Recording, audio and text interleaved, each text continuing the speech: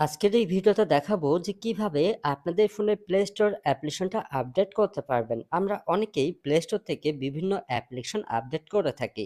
তবে আমাদের ফোনের প্লে স্টোর অ্যাপ্লিকেশনটা কিভাবে আপডেট করতে হয় এটা অনেকেই জানে না। তো চলুন দেখিয়ে দিতেছি।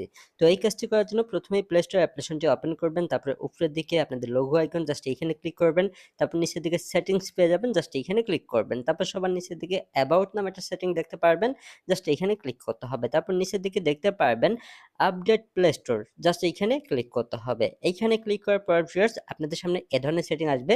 আপনাদের এখানে গট ইট লেখা থাকতে পারে বা অনেকের আই আন্ডারস্ট্যান্ড লেখা থাকতে পারে। যেটাই লেখা থাকুক না কেন জাস্ট এই লেখাটাই ক্লিক করবেন। ক্লিক করলেই কিন্তু আপনাদের ফোনের প্লে স্টোর অ্যাপ্লিকেশনটা কিন্তু অটোমেটিক্যালি আপডেট হয়ে যাবে।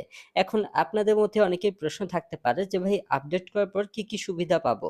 দেখুন ফোনের প্লে স্টোর অ্যাপ্লিকেশনটা আপডেট করার পর আপনাদের ফোনটা কিন্তু আগের থেকে অনেক ভালো এবং কি ফাস্ট কাজ করবে। তো আশা করি বুঝতে পারছেন।